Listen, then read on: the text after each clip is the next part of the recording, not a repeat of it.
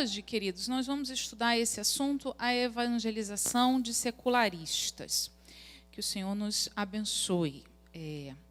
Só para a gente lembrar, nós estamos estudando esse trimestre sobre evangelização. Nós já estudamos, quer dizer, sobre a importância da evangelização, estudamos sobre evangelismo pessoal, apresentação, 4 leis espirituais, e nós estamos agora estudando alguns aspectos da prática do evangelismo e determinados grupos, né? Então, na semana passada nós estudamos como lidar, ou como responder, ou como abordar perguntas que as pessoas fazem, perguntas difíceis.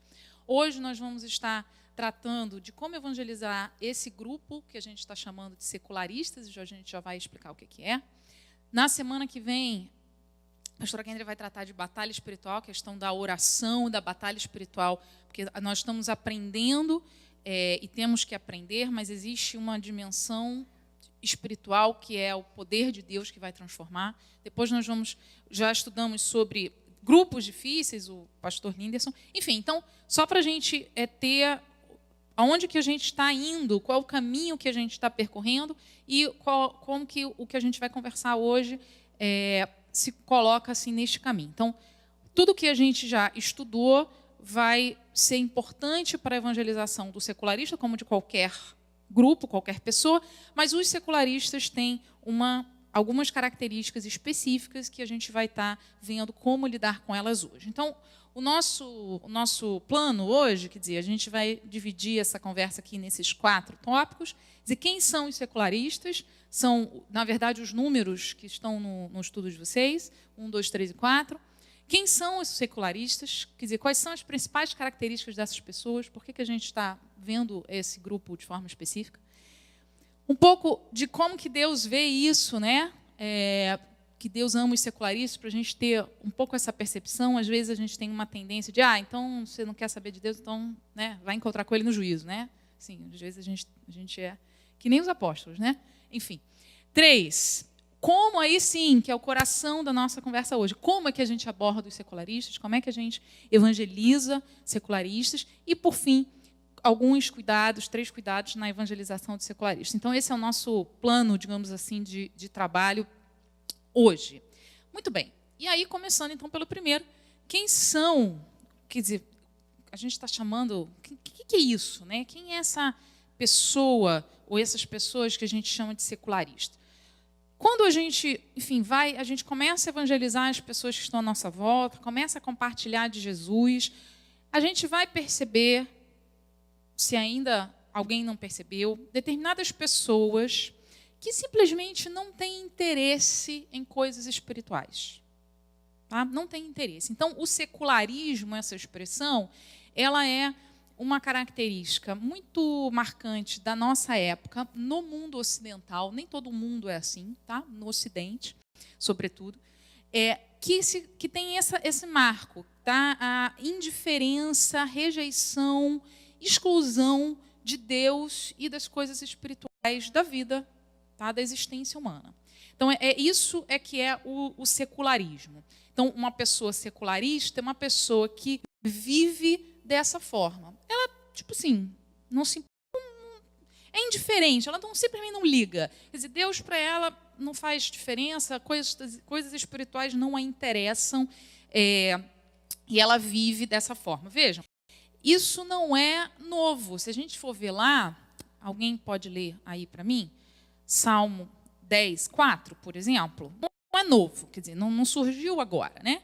Essa pessoa que vive como se Deus não existisse, ela se existiu. Alguém achou? Salmo 10, 4? Foi isso que eu falei? Foi, né?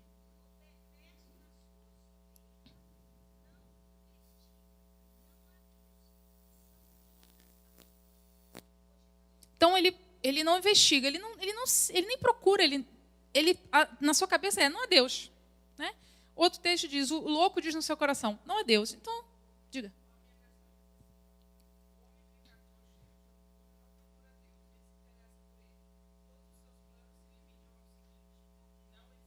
Exatamente. Então, assim, deixa até mais clara a ideia do texto. Né? Então, essa é a pessoa né, que a gente está chamando de secularista. A pessoa que, tipo assim, ela nem cogita, ela não está nem aí. Às vezes, antigamente, o pessoal chamava do à toa. Né? Não necessariamente ele é ateu. Obrigada, irmão Paulo. Não necessariamente ele é ateu, mas ele não tem interesse em coisas espirituais. Né? Não tem interesse por Deus. Então, já dá para perceber que essa é uma pessoa que ela... Sim, você vai falar de Jesus para ela, mas ela não tem interesse. Ela simplesmente não tem interesse. Pelo que ela tem interesse? Bom, então, não é uma coisa nova, mas se tornou, por uma série de razões que a gente não vai abordar aqui, se tornou mais comum. Tá? Então, hoje em dia, no mundo ocidental, na Europa, aqui nos Estados Unidos, nas Américas, em países ocidentalizados, Austrália e tal, é extremamente comum as pessoas serem secularistas. Tá? Então, se na antiguidade havia, mas não era tão comum, hoje é muito comum. Então, é muito provável que cada um de nós conheça, se relacione com pessoas assim. Quer dizer, a pessoa não é ruim, pior ou melhor do que outras, ela simplesmente não tem interesse por Deus, por coisas espirituais. Pelo que ela tem interesse? Então, o importante para o secularista, para essa pessoa, são as coisas dessa vida. Tá? Trabalho, ganhar dinheiro, carreira, ter sucesso, lazer, curtir a vida, aproveitar a vida. Né? Então, a perspectiva dessa pessoa é uma perspectiva material. Quer dizer, o que importa para ela são as coisas desta vida. Como tem lá em 1 João 2, 15 a 17, quer dizer, concupiscência, que é as pessoas que amam este mundo, né? Concupiscência da carne, concupiscência dos olhos e soberba da vida. O que é isso? Quer dizer, aquilo que os olhos desejam, então aquilo que as pessoas querem ter mais, né? Aquilo que a carne deseja, quer dizer, os impulsos, os desejos que a pessoa quer realizar, e a soberba da vida. Quer dizer, orgulho, aquilo que a pessoa pode parecer mais, aquilo que a pessoa pode ser mais. Então, é isso que move essas pessoas. Tá? Oi. É muito possível, infelizmente, a pessoa ser crente e, na verdade, viver como um secularista. Quer dizer, ela professa, quer dizer, ela afirma que crê em determinadas coisas, mas ela não vive de acordo com aquilo que ela crê, ou pelo menos que ela diz que crê. Quer dizer, um cristão cuja coisa mais importante para ele é perseguir, correr atrás das coisas desta vida, quer dizer, isso não é compatível com a crença dele de que existe um Deus, de que o mais importante é agradar a Deus, exige eternidade. Quer dizer, uma coisa é o que está sendo dito, outra coisa é o que está sendo falado. O secularista. Então, infelizmente, há muitos cristãos que são secularistas, que são isso que tudinho que a gente vai falar sobre o secularista. Né? Às vezes a gente precisa evangelizar alguém que se identifica como cristão, porque às vezes é só um discurso, não é uma confiança real, né? Não há uma relação entre o que a pessoa diz que crê e aquilo que ela efetivamente vive. Esse é um ponto importante, porque a gente vai ver que nem todo secularista, na verdade, a maior parte dos secularistas, ele não tem na cabeça muito organizado em que ele crê realmente. Ou então ele fala que crê numa coisa, mas ele não vive nada, não tem nada a ver aquilo que ele crê com aquilo que ele vive. Né? Então, isso é um ponto importante que a gente vai poder usar para tentar levar essa pessoa a refletir sobre as coisas espirituais. Então, a pessoa não tem interesse em coisas espirituais, ela tem interesse nas coisas desta vida. Só que o que acontece? Né? As pessoas secularistas, elas tendem a ser extremamente ansiosas, elas estão sempre buscando alguma coisa, Então, assim, ela estabelece uma meta, aí ela chega na meta, não vou dizer que ela vai dobrar a meta, mas aí aquilo já não satisfez mais, aí ela precisa continuar. Assim, nunca é suficiente, nunca satisfaz, nunca chega lá. A pessoa está sempre correndo atrás, ela nem sabe do quê.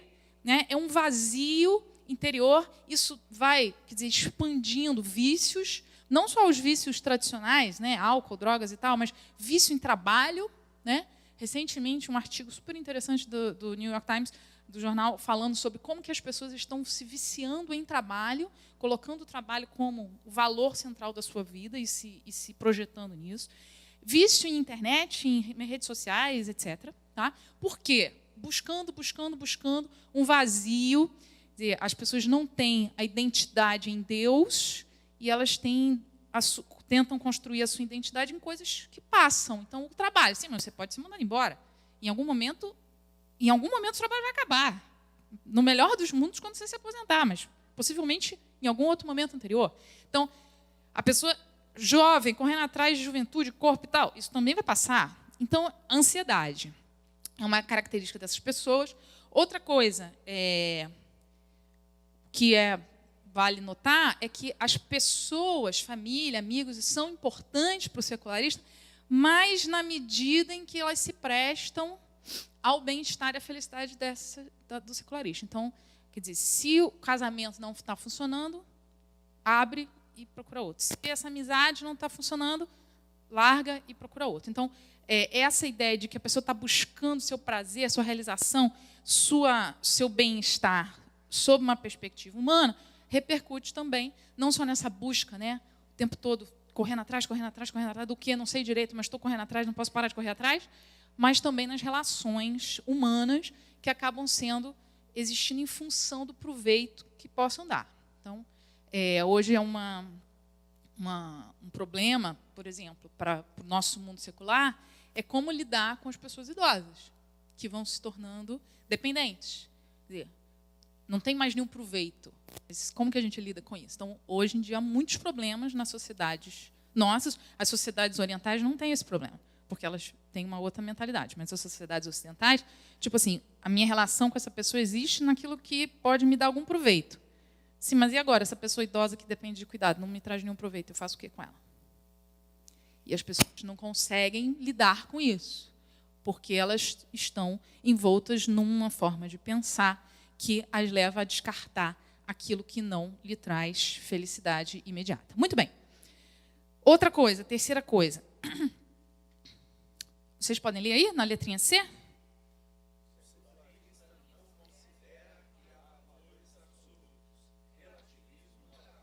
O pastor Daniel falou já sobre isso na semana passada, né?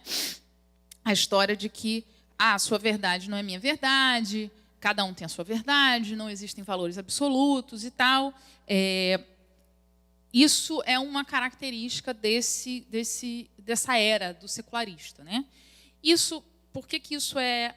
A gente não vai voltar ao que o pastor Daniel falou semana passada, mas por que isso é importante a gente saber acerca do secularista? Porque isso repercute sobre a forma dele de encarar o pecado, Deus, a família, culpa, né? Então, é muito comum entre o ambiente secular dizer, a sociedade é culpada de muita coisa, mas eu não sou de nada. Quer dizer, alguém é culpado, o grupo, uma coisa assim, né, meio difusa, que ninguém sabe direito quem é. Mas as pessoas individualmente não são culpadas. Então, esse é um ponto importante que o Espírito Santo vai ter que trabalhar no coração dessas pessoas para convencer do pecado. A primeira coisa, né, que o Espírito Santo vai convencer é do pecado. Porque, primeiro, para a pessoa compreender que ela precisa de salvação e o amor de Deus, ela precisa perceber que ela é pecadora. E, às vezes, o secularista tem uma consciência assim, cauterizada, né, endurecida, de que, não, esse negócio de pecado, cada um, né, tem o seu parâmetro e tal. Então, esse é um ponto importante para a gente lembrar. Virando aí a página, assim, esse é um ponto importante. Bom, e da onde que vem isso, né? Da onde que vem isso tudo que o secularista, dessa forma como ele vive? Na verdade, alguns... Porque, e aí, esse aqui é uma coisa importante. Todo mundo, todos nós, vivemos em função de algumas crenças que a gente tem. Quer a gente tenha isso arrumado na cabeça, quer não. Né? Algumas respostas, algumas crenças acerca de perguntas muito básicas, tipo, de onde que a gente veio? Para onde que a gente vai? Qual é a origem do mal? E como que a gente lida com o mal? Essas são 4 das perguntas básicas. Então, se uma pessoa vive como se tudo que existisse é apenas isso aqui, o mundo, vida e tal, na verdade, qual é a resposta que ela tem para essas perguntas? Eu não sei de onde eu vim, mas não foi ninguém superior que me criou. E depois não tem nada. Não é isso? Tipo assim, se eu estou vivendo só em função da minha vida material aqui, enquanto eu vivo e até o dia que eu vou morrer, quer dizer, na verdade, no fim, como é que eu respondo essas perguntas? Para onde que eu vou? Para lugar nenhum. Quando morrer, acabou. Essa é a pergunta, essa é a resposta que a pessoa tem. Ela pode até dizer, não, eu acho que tem céu, mas ela não vive como se tivesse céu, entende? Quer dizer, uma coisa é o que a pessoa diz, outra coisa é a forma como ela vive, né? Se a gente pergunta, por exemplo, a uma pessoa secularista, sim, crime, né? Alguém cometeu um crime. Por quê? O que está por trás disso? Em geral, as pessoas vão responder 2 coisas. O secularista vai responder 2 coisas. Falta de educação e pobreza. Né? Então, não, o problema, a gente precisa resolver com mais educação. A gente precisa resolver porque tem muita desigualdade social, tem pobreza. Aqui nos Estados Unidos, a pobreza é uma resposta, mas não é tão comum. No Brasil é mais frequente. Mas a questão da educação é, em geral, uma resposta que as pessoas vão dizer. Qual é o problema do mal? É falta de educação. E aí a gente educa melhor e resolve o problema do mal. Só que não. Então, isso é só para a gente lembrar que assim, a forma como a gente vive, todas as pessoas, e nós, e o secularismo, todo mundo, é um reflexo dessas crenças que a gente tem. Tá? Acerca de onde que a gente veio, para onde que a gente vai, qual é a razão do mal e como que a gente lida com o mal. Bom, como é que a forma como o secularista vive reflete que tipo de crença?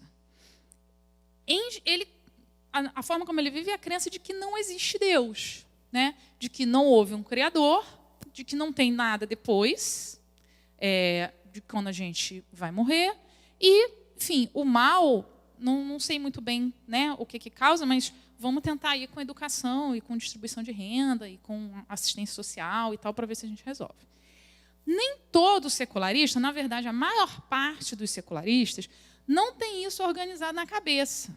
Existem secularistas que são ateus, tá? Ateus mesmo. Se você perguntar, ele vai dizer organizadamente, ele é um ateu, ele tem uma perspectiva ateia, naturalista da vida. Outros vão ser agnósticos. Agnósticos é a pessoa que não sabe e acha que não tem como saber. Então, não tem razão de ficar perguntando.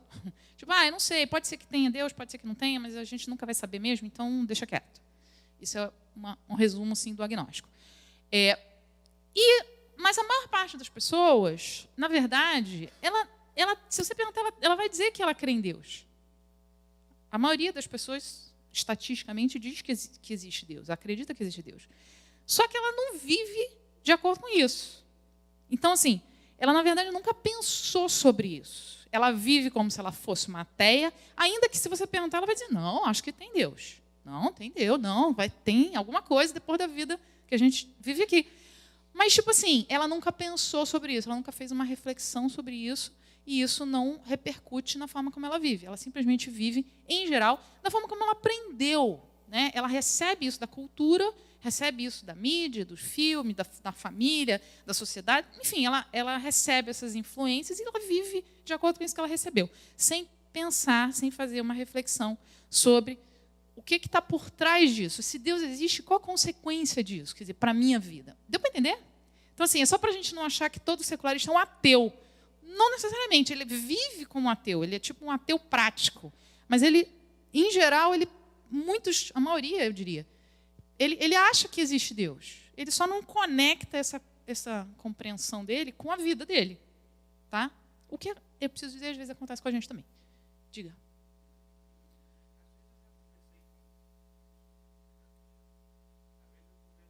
Certas pessoas, e eles dizem assim, essas frases que a senhora falou, de onde nós viemos e para onde nós estamos e de quem nós somos. Eu tinha um chefe americano que ele pensava assim, Sam, de onde nós estamos, de onde nós veio, quem nós somos e para onde nós vamos. Eu tentava explicar para ele na minha maneira. E ele falava, não tem como ser isso aí, não tem como ser essa versão que você está dando. Porque na cabeça deles, mas você perguntava a ele, mas você acredita que Deus existe? Acredito. Então, como explicar isso para uma pessoa que ela fica assim naquela dúvida? Acredita em Deus, mas não sabe de onde veio, para onde, também não tá quem muito é ele e para onde ele está indo. Vamos chegar lá, irmão Samuel. Vamos chegar lá. Quer dizer, é exatamente esse tipo de pessoa. Quer dizer, ela acredita em Deus, mas tipo assim, mas ela também não acredita o suficiente para ir atrás. Eu não sei, mas eu quero saber. Eu tenho Deus aí, mas eu não acredito muito nessas outras coisas que você está falando aí, não. E também, assim, eu vou vivendo a minha vida independente disso. É sobre esse tipo de pessoa que a gente vai tratar aqui. Bom, eu até coloquei, alguns podem ter interesse em experiências espirituais como um produto, né, a ser consumido. Mas, enfim, esse é só para não achar que a pessoa não tem interesse nenhum. Às vezes a pessoa tem interesse, ela tem interesse, mas em uma experiência, né? Ela quer ter uma experiência, quer se sentir alguma coisa, como se ela fosse uma montanha-russa, como se ela fosse ver um filme, alguma coisa assim. Bom,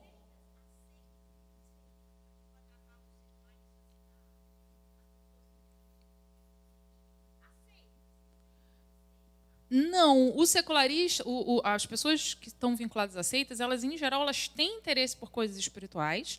A gente vai ter até uma lição sobre evangelizando religiosos. Eles não são, em geral, secularistas, não. Eles são pessoas religiosas com profundo interesse em coisas espirituais, mas estão desorientados, digamos assim. Então, é um outro grupo que a gente precisa abordar de um outro jeito.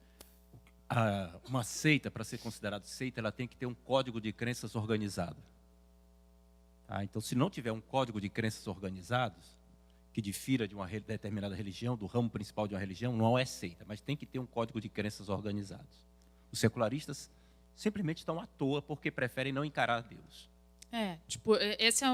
Então, se uma pessoa tem uma convicção religiosa, aí é um outro tipo de pessoa que a gente precisa evangelizar, e aí tem uma outra forma de abordar. O secularista é aquele pessoa que, tipo, tanto faz como tanto fez, e é isso aí.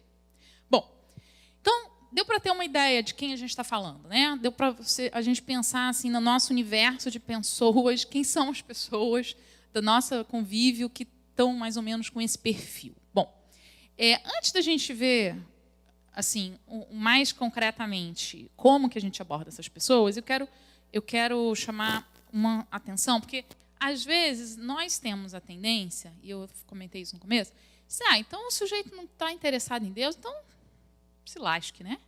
Vai encontrar Deus no juízo. A gente não faz esse gracejo. Mas assim, né? Não quer. Mas não é isso que a gente aprende na Bíblia, né? Primeiro, alguém pode ler aí? 1 Timóteo 2,4. Essa é, tipo assim, a verdade padrão geral, é um versículo muito conhecido, mas que é sempre importante a gente lembrar.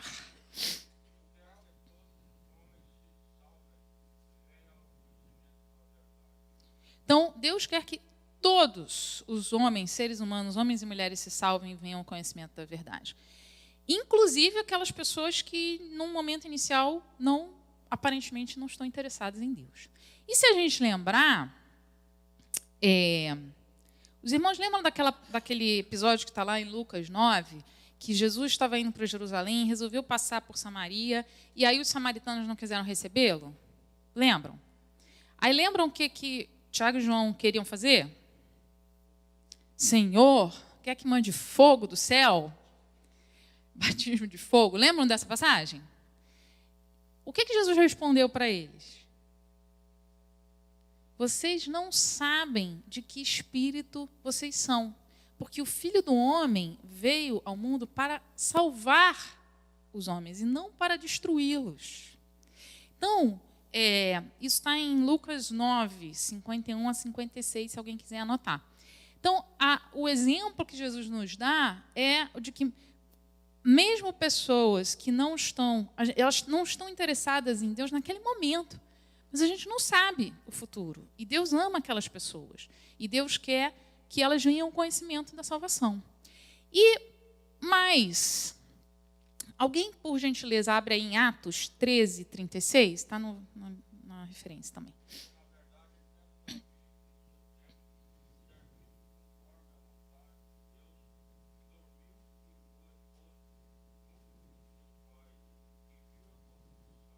Obrigada, irmão. Vocês estão perguntando o que esse texto tem a ver. Kendra, lê na sua, por favor. Atos 13, 36. Não tem problema, a gente espera. Oi? Não, tá bem. Isso, 13, 36.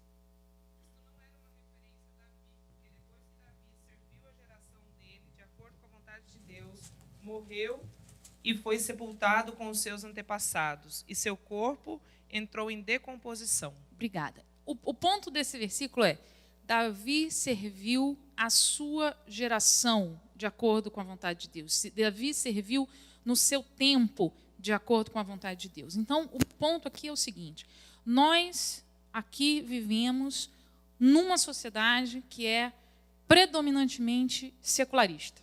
Nós estamos ao lado de pessoas que são secularistas. E nos cabe servir a Deus no nosso tempo, na nossa geração, com essas pessoas, com essa realidade. Então, não adianta a gente ficar, mas as pessoas não têm interesse no Evangelho, as pessoas com quem eu convivo não têm interesse em coisas espirituais, elas são secularistas. Não adianta a gente ficar reclamando. Deus nos colocou nessa época, nesse lugar, para servi-lo nessa época e nesse lugar. Então, se a gente pensar, por exemplo, olhando aí para o mundo, os secularistas estão concentrados aqui, aqui e aqui, tá? Que é um pouco aonde nós temos alguma área de influência, onde a gente vive, nossas relações no Brasil e tal. Esse é o nosso papel, esse é o nosso serviço a Deus, é nesse lugar. Os nossos irmãos que vivem na África têm outros desafios. Os nossos irmãos que vivem, por exemplo, no Oriente Médio, têm outros desafios de evangelização. Na Índia, no Paquistão, na China, cada um tem o seu desafio de evangelização. Nós temos o nosso. E o nosso inclui estar evangelizando secularistas. Amém? Claro, querido.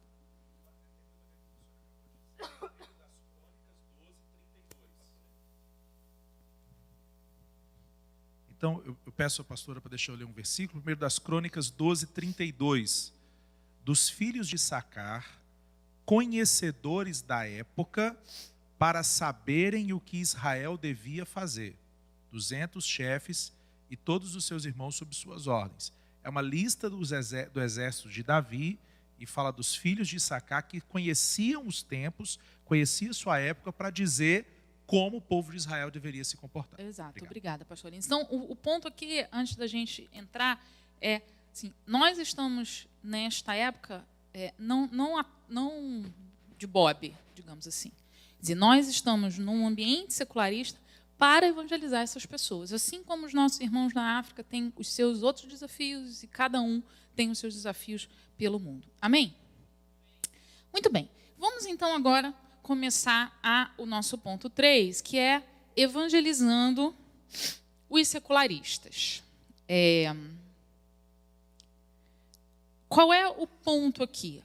A evangelização do secularista demanda o que a gente chama uma espécie de pré-evangelismo. O que é isso? Quer dizer, antes da gente chegar a apresentar Deus ama você, mas tem um plano perfeito, mas o pecado separa o homem de Deus, mas Deus providenciou uma solução para isso por meio de Jesus, e você tem a oportunidade de receber Jesus, entregar a sua vida a Jesus, quer dizer, as 4 leis espirituais, resumidamente. Antes da gente chegar a apresentar isso, é preciso que essa pessoa tenha o seu interesse por coisas espirituais e pelo Evangelho despertado.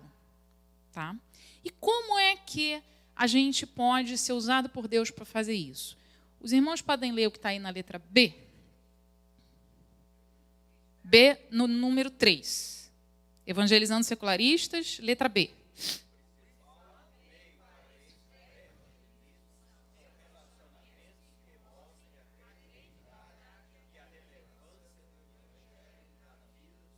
Vamos ler de novo, por favor? O principal...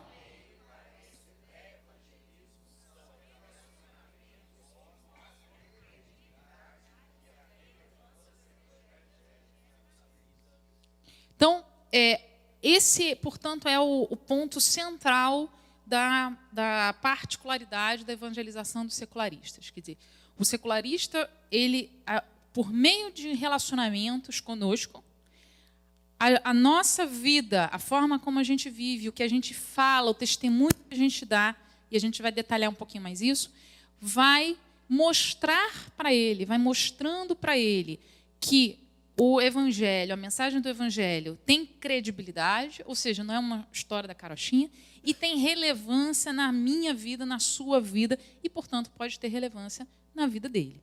Vamos ler aí Mateus. Eu queria que todo mundo abrisse. É um texto muito conhecido, mas que é exatamente tratando Jesus falando, Mateus 5, desculpa, Mateus 5, 13... a 16.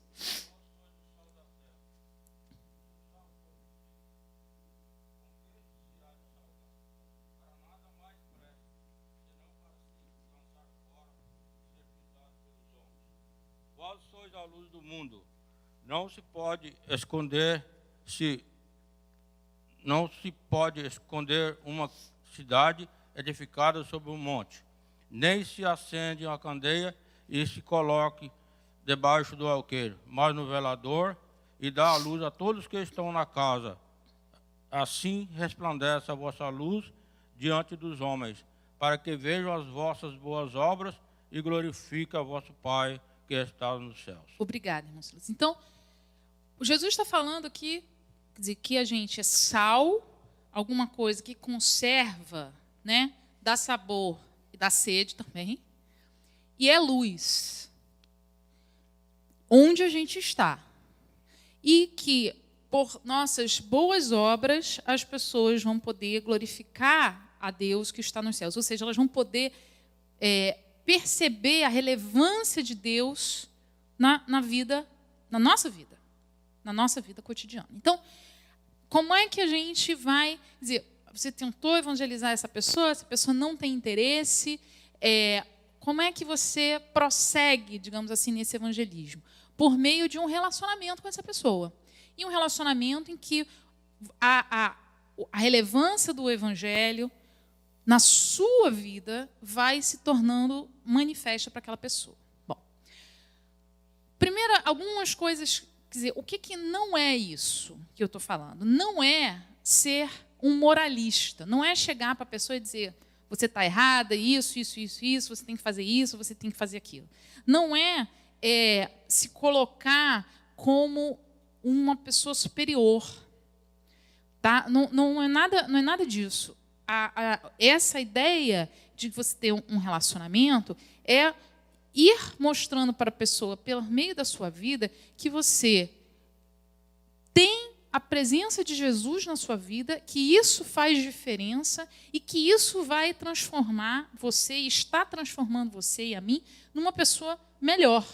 E isso é isso que a gente vai apresentando para a pessoa. Então, a primeira coisa não é ser um moralista, uma pessoa que fica dizendo regras, uma pessoa que fica tirando onda que é melhor do que a outra. Não é isso. Tá? É o contrário. É se apresentar como uma pessoa humilde, com problemas, como nós somos, mas que Jesus está nos transformando, mas que a presença de Jesus na nossa vida está nos ajudando. Primeira coisa é essa. Segunda coisa... Oi, pois não, irmão Samuel. E aquele versículo que diz assim, não jogai pera aos porcos? Se o caba não quer, não quer. Então, você não tá... E aí esse é um ponto importante. Não adianta, com o secularista, ficar, tentando enfiar o evangelho pela goela dele. Assim, você apresentou o evangelho, a pessoa não quis.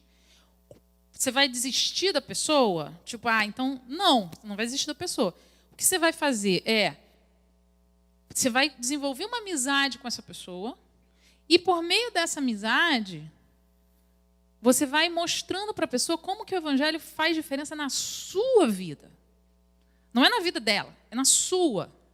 Então, você vai começar a compartilhar com essa pessoa o que Deus tem feito na sua vida.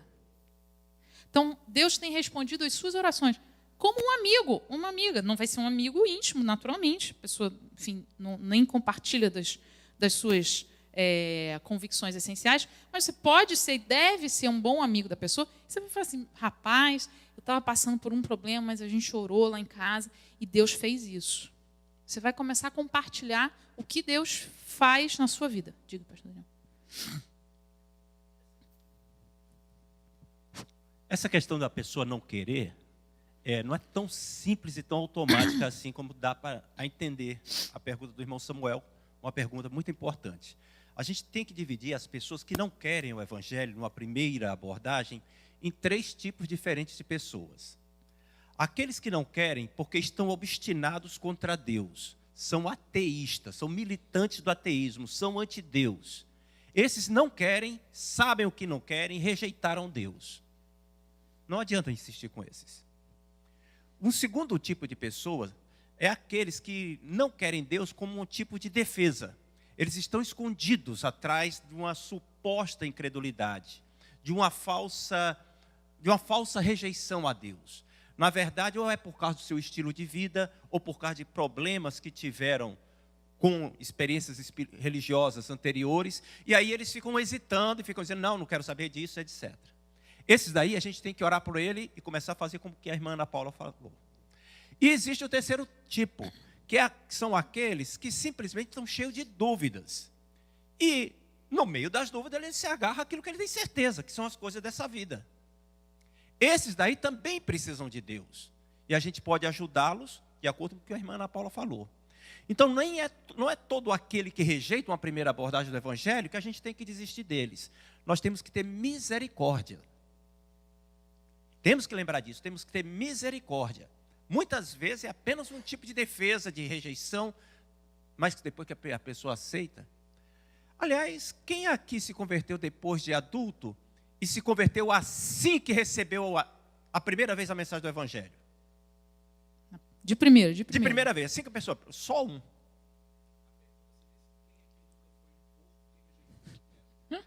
Ou seja, colocando de uma maneira mais delicada aqui, quem é que nunca foi um porco que tenha rejeitado uma pérola? É raro. É raro. Então a gente não pode sair desistindo das pessoas assim. Obrigada, pastor Daniel. Ok? Ficou isso mais claro? Então, assim, como é que a gente vai... Então, a pessoa, tipo assim, não quis, né? Você tentou uma abordagem direta, a pessoa não quis. Ok. Então, a gente começa a desenvolver uma amizade por essa pessoa. Repito, a pessoa não vai ser seu melhor amigo, né? A amizade, no nível mais profundo, envolve comunhão, coisas em comum, e a nossa fé é a coisa mais importante que a gente deve ter em comum com os nossos melhores amigos, mas a gente pode ser um bom amigo dessas pessoas, um amigo de verdade. E aí, no contexto dessa amizade, a gente vai, não propriamente, se a pessoa já não quer, falar do plano de salvação, explicar o plano de salvação, mas a gente vai compartilhar com ela, dar testemunho do que Deus está fazendo na nossa vida. Então, olha, rapaz, eu era, tipo assim, eu tinha muito de problema no meu casamento, assim, mas Deus está trabalhando na minha vida, está fazendo isso, assim. Então, tinha pavio curto, mas Deus está trabalhando. E fale do que Deus está fazendo na sua vida, na vida da sua família, na vida das pessoas à sua volta, das orações que Deus tem respondido, e vá mostrando para a pessoa como que o Evangelho e a presença do Senhor Jesus é relevante na sua vida. Como que ela tem feito na sua vida. No escritório onde eu trabalho, no Brasil, de lá, daqui e tal, as pessoas sabem que a gente está aqui, né, e que a gente está aqui fazendo um serviço cristão. E eu tenho uma moça que trabalha lá também, que é crente, é esposa de um pastor lá no Brasil, e aí ela comentou comigo que algumas pessoas vieram falar com ela assim, mas eu não entendo por que a doutora Ana Paula está fazendo isso. Não dá para entender, não faz sentido isso que ela está fazendo. Que ela fica indo, voltando, não sei o quê, papapá. Aí, essa menina, Karina, falou assim para eles, é porque você não conhece Jesus. Porque se você conhecesse Jesus como ela conhece, você ia entender que o que ela está fazendo faz sentido, porque isso é o que Deus quer para ela. E a gente vai mostrando para as pessoas, contando o que a gente está acontecendo na nossa vida. Veja, também não é assim, mas aí eu, tipo assim, não posso fazer, se eu fizer alguma coisa de errado, nunca, tipo, aí estragou tudo. Não. Quer dizer, a gente eventualmente errou com aquela pessoa, a gente se arrepende, pede perdão, conserta, porque isso também vai mostrar para a pessoa que não é a gente que é melhor, é o Espírito de Deus em nós, que vai transformar, que vai levar ao arrependimento. O que Deus faz quando uma pessoa erra? Ela não precisa ficar se defendendo, ela pode ir lá se arrepender, se consertar, se humilhar, pedir perdão, refazer, enfim, desfazer o que foi feito de errado e prosseguir. Então, o primeiro passo na evangelização de um secularista é isso. Se torne amigo dessa pessoa, amigo de verdade, tá? Não é tipo assim, vou ficar amigo só para evangelizar essa pessoa. Tipo, a pessoa virou um objeto de uma meta evangelística. Não é isso. Um amigo de verdade. E que, com o passar do tempo, quem aqui já não tem alguma pessoa próxima que não tem interesse no evangelho, você está ser amigo dela e tal, mas na hora do aperto a pessoa pede para orar. Não é? Não é a hora de dizer, né? Agora você... Não, tá? Não é isso, ok? É a hora de mostrar o amor de Deus para aquela pessoa, né? Morreu, tipo assim, agora eu vou tirar aquela onda. Não, né? Agora é a hora da gente estar junto. A pessoa às vezes está passando por uma dificuldade. E nesse momento, o amor de Deus, aquilo que ela não acha que é muito verdadeiro, que ela não está muito interessada, por meio da gente, vai se tornar concreto na vida dela. O argumento invencível, quer dizer, o amor de Deus, tipo assim, a pessoa está passando por um perrengue, você vai lá e ajuda, você ora com ela, você ajuda efetivamente. A pessoa perdeu, né, um parente, você está ajudando. A pessoa vai começar a ter o seu coração quebrantado, não apenas pela verdade do amor de Deus, mas pela manifestação do amor de Deus por meio de nós, por meio da nossa atuação na vida dessa pessoa. Um comentário que a igreja, e aqui a minha ênfase é toda na nossa atuação, né, no nosso dia a dia, nos nossos contatos, nas pessoas que a gente conhece, como é que a gente pode evangelizar essas pessoas. A igreja também pode organizar, e os crentes coletivamente, organizar encontros, né, que possam oferecer a essas pessoas um espaço, e aí não tem como ser um culto, não é um culto, mas até porque a pessoa não, essa ideia de que tem alguém falando para ela assim com superioridade, ela não está interessada nisso, né? E ela não virá. E se ela vier uma vez, ela não virá mais. Mas a igreja, nós podemos organizar, né, encontros, tipo assim, um café, em que a gente vai dizer o assunto, né? Por que o evangelho seria relevante para o mundo hoje? Por que o evangelho é relevante para as pessoas de Everett? Por quê? E aí, numa conversa, e apresentando algumas coisas na linha do que eu vou falar daqui a pouquinho, e a pessoa ter a oportunidade de perguntar. Não pode ser uma coisa só de eu falo, você aceita, né? A pessoa ter a oportunidade de colocar as suas dúvidas e de questionar e ter uma conversa. Isso é uma coisa que nós, como igreja, ou como grupos, departamentos, aí já dando um pitaco na lição do pastor Silvio, podem organizar, né? A sua dos departamentos, pastor Silvio.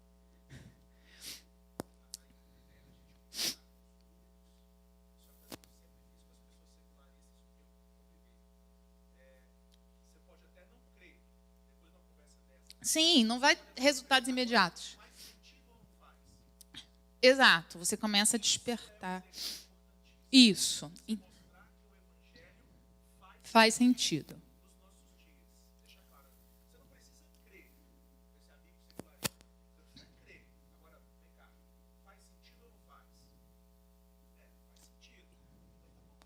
E aí a pessoa começa. Então, o primeiro ponto é: desenvolva um relacionamento, uma amizade com o secularista ou secularista, e vá compartilhando, não apenas com a sua vida, né? Mas vá falando, não o plano de salvação, que você já falou e a pessoa não quis, mas vá falando sobre a sua vida, sobre o que Deus está fazendo na sua vida.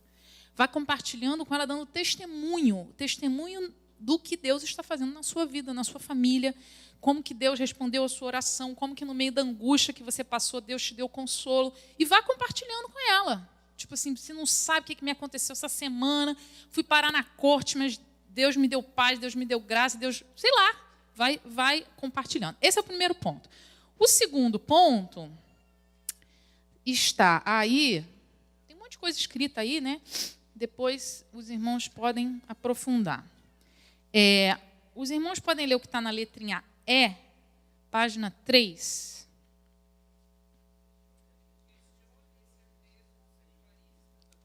Vamos lá. 1, 2, 3. Questione.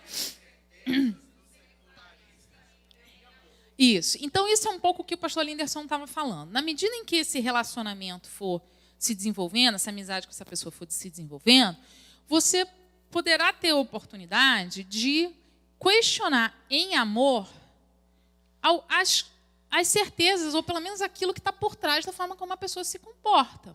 Tá? E aí, repetindo, o objetivo, eu estava uma vez dando aula para os adolescentes, não era exatamente isso, mas tinha algum conteúdo disso, e aí os adolescentes, aí se ela falar isso, eu falo aquilo, não sei o quê. Eu falo, não, peraí, vocês estão pegando o ponto todo errado.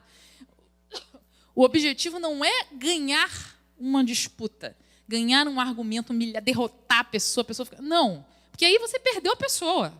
Né?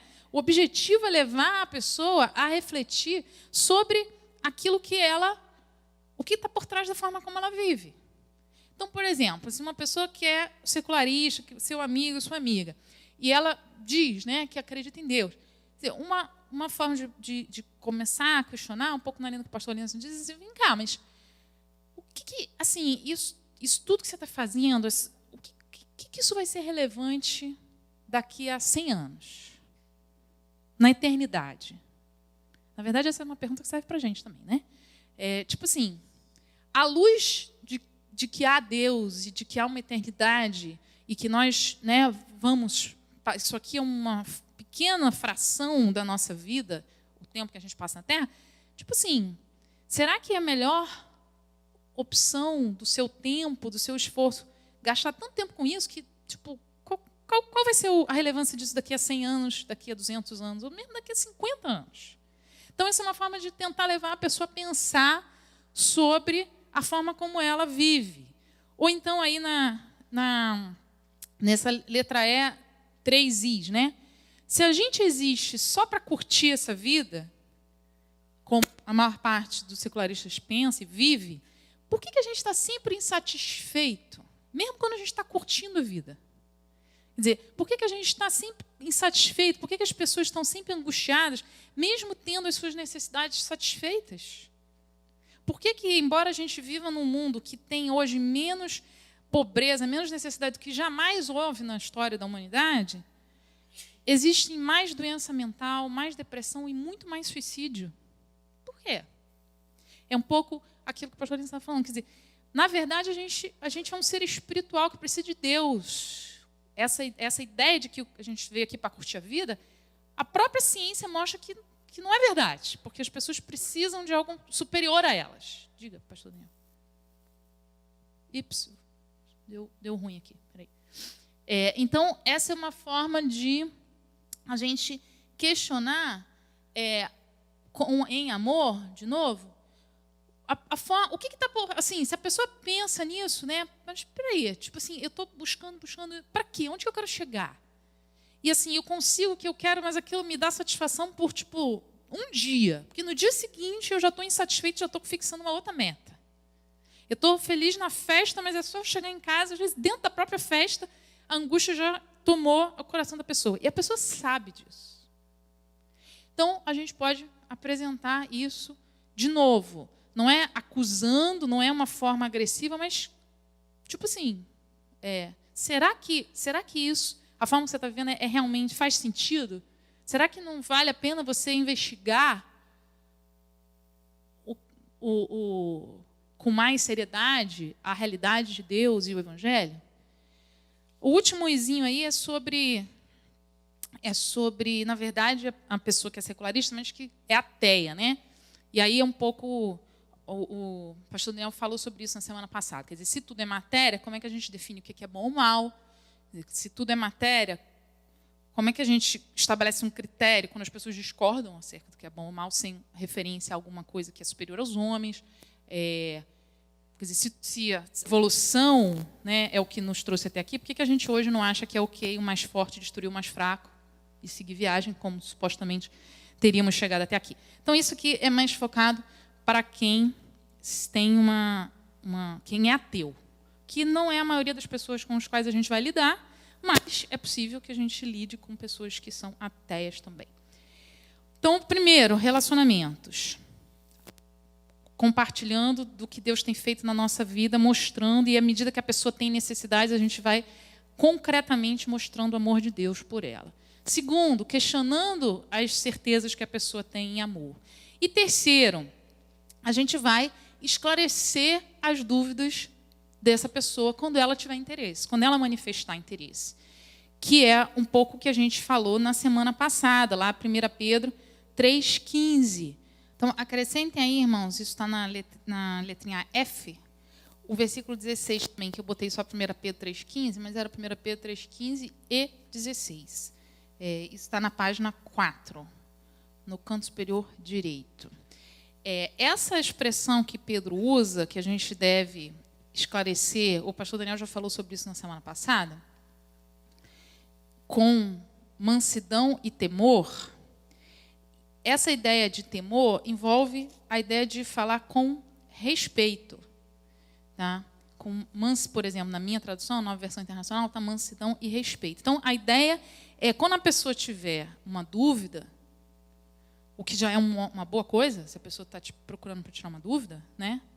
Como, por exemplo, aquelas questões que o pastor Daniel falou na semana passada, é a hora da gente responder, mas não responder assim, tipo, agora, né? Agora você está... Não, responder com mansidão e com respeito. Quer dizer, ouvir realmente a pessoa de verdade, não só ficar na defensiva, sabe? Todo mundo já passou por isso, né? Você está conversando com alguém, mas, na verdade, você não está prestando nenhuma atenção no que a pessoa está falando. Você está só se preparando para responder. Salvo que todo mundo percebe isso, né? Tipo, todo mundo percebe. E a pessoa que está falando com você também percebe. Então, ela vai perceber se você não está nem um pouco interessado no que ela está falando. Você já está preparado para falar. Não faça isso. Ouça. Ouça.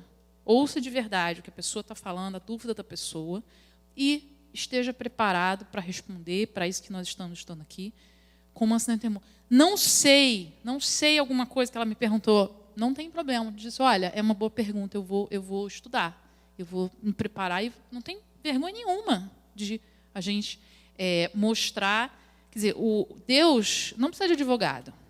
Se tem alguém que não precisa de advogado nesse mundo, nesse universo, é Deus. Então, assim, Deus não precisa de defesa. A gente não sabe alguma coisa, a gente vai se informar e vai se preparar e vai fazer. Mas a gente se preparar antes é melhor, né? Que aí a gente já sabe, pelo menos o mais básico, a gente já tem condição de responder. Letra G. Alguém pode ler? Alguém não, todo mundo. Oração.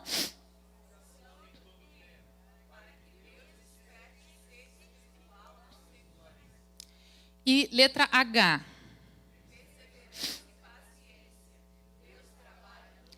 Então, já deu para perceber que a evangelização do secularista é a gente está acostumado, né, a resultados rápidos. Então, quero falar o evangelho, se converte, mais um. Pronto. Não, a evangelização do secularista, em geral, não será assim.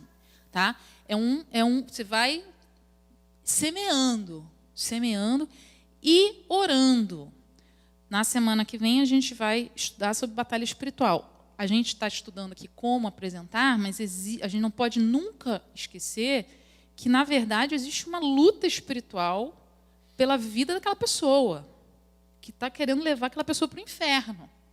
Então, a gente precisa orar e para que Deus quebrante o coração daquela pessoa, para que Deus, aquilo que a gente está falando, Deus use, quebrante, fale, toque, crie circunstâncias. Então, a gente precisa orar.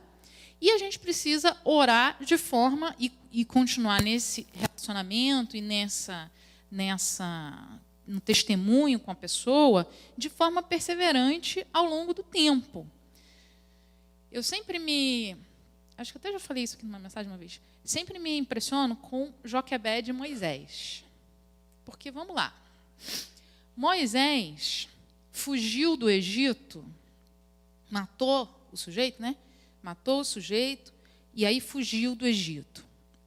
Quanto tempo ele ficou lá fugido? 40 anos. O que vocês acham que a mãe de Moisés, e o pai também, mas vamos focar aqui na mãe, ficou pensando durante esses 40 anos, se é que ela viu, possivelmente ela não viu, possivelmente ela terá morrido antes, mas a gente não sabe. Durante 40 anos, o que vocês acham que ela ficou pensando sobre esse filho dela? Deu ruim, né? Deu ruim. O que eu fiz de errado com esse menino?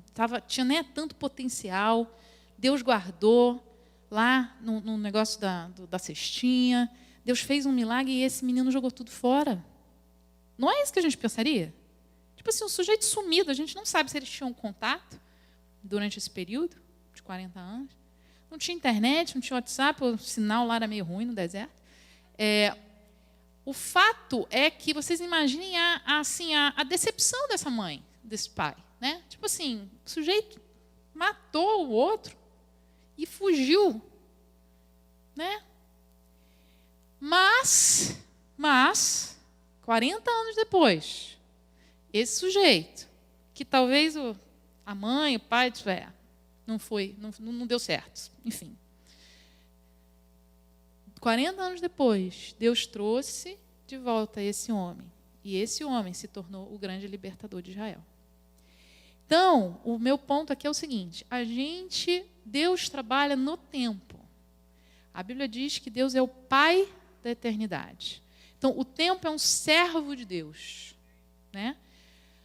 E Deus trabalha no tempo. Então, a gente tem que perseverar e continuar plantando, testemunhando. A pessoa não tem interesse, não tem problema, você continua falando. Deus fez alguma coisa na sua vida, compartilhe com aquela pessoa. A pessoa está passando por um problema, aí a gente fica com raiva, né? Porque a pessoa passa por um problema, você ora, Deus faz um milagre, a pessoa continua, dura, né? Continua, Deus é que sabe, continue, Deus é que sabe. Então, a gente precisa ter perseverança, continuar, porque a gente não sabe o que Deus está fazendo.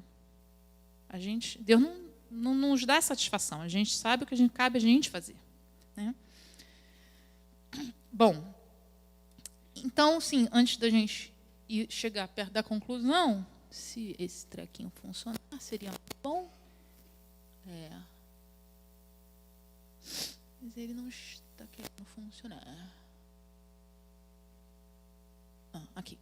Então, assim, resumindo, né, o conteúdo desse tópico. Primeiro, relacionamentos. Os irmãos podem ler? Que está aqui no texto, na tela?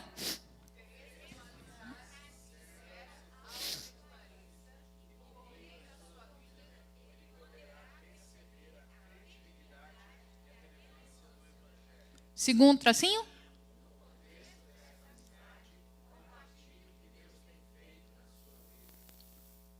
Bolinha.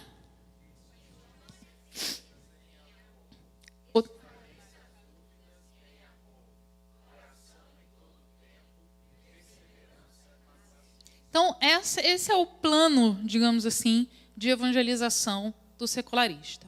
Tá? Então, a nosso objetivo aqui é a gente começar a pensar nessas pessoas que estão no nosso trabalho, escola, vizinhança, que tem esse perfil, e a gente começar a orar por elas, começar a se aproximar delas e compartilhando do que Deus tem feito na nossa vida, orando, estando disponível para a pessoa, quando a pessoa tiver uma necessidade, a gente mostrar o amor de Deus. Última coisa, três cuidados na evangelização dos secularistas que a gente precisa ter. Na letra A, eu até já comentei isso, né? Quando o secularista apresentar questionamentos e dúvidas, ouça realmente. Isso tem muito a ver com o que a gente falou na semana passada. Quer dizer, às vezes, nós, cristãos, quando alguém faz algum questionamento, nós ficamos muito na defensiva, né? A gente fica com raiva da pessoa que fez o questionamento, a gente rejeita a pessoa que fez o questionamento. Esse primeiro cuidado é não fazer nada disso, é a gente ouvir o questionamento da pessoa, ouvir com respeito, com interesse, e responder. E responder com franqueza, com clareza. De novo, se a gente não sabe tudo, a gente pesquisa, leva. Quer dizer, mostrar para a pessoa que a gente tem interesse nela e que a gente tem interesse em esclarecer aquilo. Quer dizer, a gente está tratando com seriedade, dando valor àquilo que a pessoa tem dúvida, realmente. E trazer um esclarecimento para a pessoa, ao invés de a gente só querer falar, né, e não querer ouvir a pessoa. Esse é o primeiro cuidado. O segundo cuidado, na letra B, os irmãos podem ler a primeira sentença? Cuidado com a soberba. Às vezes, nós temos uma tendência, nós cristãos, de como se nós fôssemos melhores do que os outros, porque eles não são crentes, porque eles não conhecem ainda Jesus. E a gente tem que ter muito cuidado com isso, porque nós não somos melhores. Nós apenas já fomos alcançados pela graça de Deus. Então, isso até porque, quando a gente se coloca assim, numa posição de superioridade, aí que a pessoa não quer mesmo. Quer dizer, esse povo besta aí por cima, acha que é melhor do que os outros. É preciso ficar muito claro para a pessoa, na forma como a gente se lida com ela, de que a gente é pecador igualzinho a ela, se der mole, pior. E o lance não é que a gente é melhor, o lance é a graça do Senhor Jesus. Então, é preciso a gente ter cuidado, porque existe uma tendência assim da gente se colocar, então você não sabe isso, né? Puxa, enfim, mas ok, eu vou esclarecer. Cuidado com a soberba. A gente tem que ser humilde, o nosso objetivo não é ganhar discussão, não é humilhar a pessoa, não é mostrar que ela está errada, é mostrar o amor de Deus por essa pessoa. Amém? Terceiro e último, cuidado. Cuidado para a gente não achar que a gente tem o controle, que nós é que salvamos a pessoa e que a ação de Deus se resume a nós. Isso Alguém pode ler 1 Coríntios 3, 6 a 9? Paulo falando para os nossos irmãos lá na igreja de Coríntios.